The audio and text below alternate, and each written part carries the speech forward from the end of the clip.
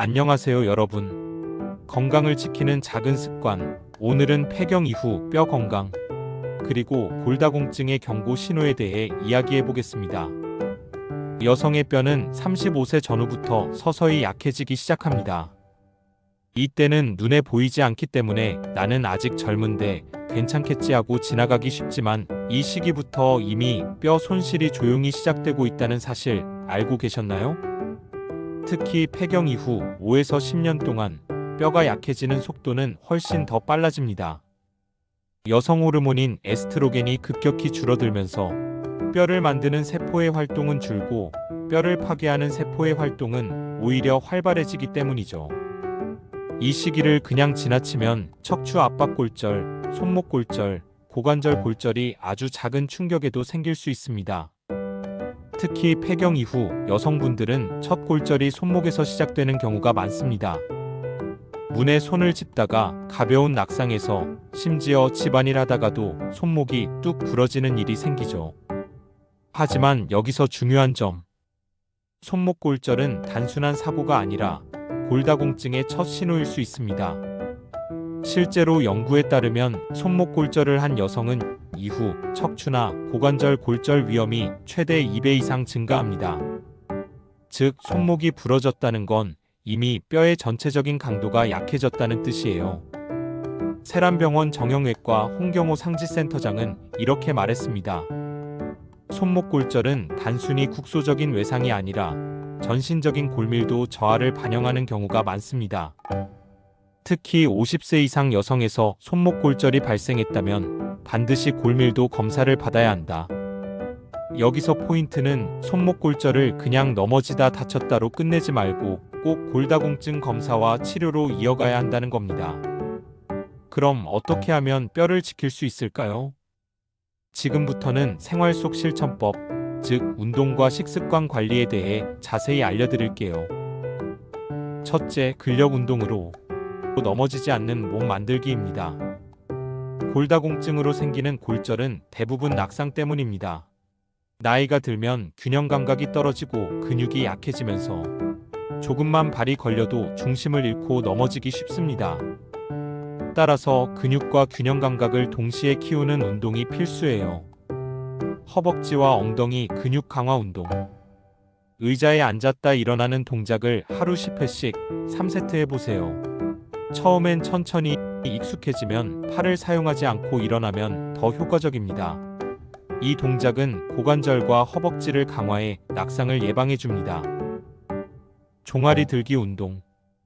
벽이나 의자 등 잡을 곳을 두고 발 뒤꿈치를 천천히 들어 올렸다 내리는 동작을 20회씩 3세트 실시합니다. 종아리 근육이 단단해지면 보행 안정성이 좋아지고 혈액순환도 개선돼 다리 저림도 줄어듭니다. 균형 잡기 훈련. 양손을 벽에 살짝 대고 한 발로 서서 10초 버텨보세요. 익숙해지면 눈을 감고 해보는 것도 좋아요. 이렇게 매일 10분만 투자해도 낙상 위험이 확 줄어듭니다. 둘째, 뼈를 채우는 음식을 꾸준히 섭취하기입니다. 뼈 건강은 단순히 칼슘만의 문제가 아닙니다. 단백질, 비타민 D, 마그네슘, 비타민 K까지 함께 챙겨야 해요. 칼슘이 풍부한 식품. 멸치, 두부, 시금치, 미역, 우유, 요거트가 대표적이죠. 단, 카페인이나 짠 음식은 칼슘 흡수를 방해하므로 줄이는 게 좋습니다. 하루 한 컵의 우유, 한 접시의 나물, 한 줌의 멸치로도 충분히 보충할 수 있어요. 비타민 D. 햇볕을 쬐면 몸에서 자연스럽게 만들어집니다. 하루 20분 정도 오전 햇살을 받으며 산책하는 습관이 좋습니다. 음식으로는 고등어, 연어, 달걀 노른자, 버섯에 많습니다. 외출이 어렵다면 비타민 D 보충제를 주치의와 상의해 섭취해도 좋아요. 단백질. 근육이 뼈를 지탱하므로 단백질도 중요합니다. 계란, 닭가슴살, 생선, 콩류 등을 몇 끼 조금씩 포함시키세요. 단백질이 부족하면 뼈도 쉽게 약해집니다. 마그네슘과 비타민 K.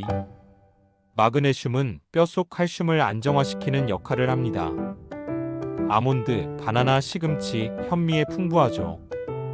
비타민 K는 뼈 형성을 돕는데 특히 브로콜리, 시금치, 김, 미역에 많습니다. 셋째, 낙상 없는 집안 환경 만들기입니다. 뼈가 약해져 있다면 낙상은 단순한 사고가 아니라 골절로 이어질 위험한 사건입니다. 그래서 집안 환경을 미리 안전하게 바꾸는 것도 중요합니다. 전선이나 매트, 문턱 등 걸리기 쉬운 물건은 미리 정리하고 욕실 바닥에는 미끄럼 방지 매트를 꼭 깔아주세요. 밤에는 간접 조명을 켜두면 화장실 가는 길에도 안전합니다. 실내 슬리퍼는 바닥이 미끄럽지 않은 제품을 고르세요. 넷째, 약물 관리도 신중하게 해야 합니다. 수면제나 일부 진통제는 어지럼증이나 균형감 저하를 유발할 수 있습니다. 이런 약을 복용 중이라면 반드시 주치의와 복용 시간을 조율하세요. 특히 밤에 복용한 뒤 새벽에 화장실을 가다 넘어지는 경우가 많습니다. 다섯째, 정기적인 골밀도 검사로 미리 확인해야 합니다. 40세 이후에는 1, 2년에 한 번씩 골밀도 검사를 받는 것이 좋습니다. 특히 손목이나 척추, 고관절 골절 경험이 있거나 조기 폐경, 부모의 고관절 골절 이력, 저체중, 흡연, 과음 등이 있다면 골다공증 위험이 높으므로 반드시 검사를 권합니다. 여러분, 골다공증은 조용히 진행되기 때문에 증상이 나타날 땐 이미 늦은 경우가 많습니다. 하지만 생활 습관을 조금만 바꾸면 충분히 예방할 수 있습니다. 오늘 말씀드린 것처럼 매일 10분의 근력 운동, 균형 잡는 습관, 햇볕 쬐는 시간, 그리고 칼슘과 단백질이 풍부한 식사, 이 4가지만 꾸준히 지켜도 뼈는 다시 튼튼해질 수 있습니다. 마지막으로 꼭 기억하세요. 손목 골절은 단순한 사고가 아니라 골다공증의 경고 신호입니다.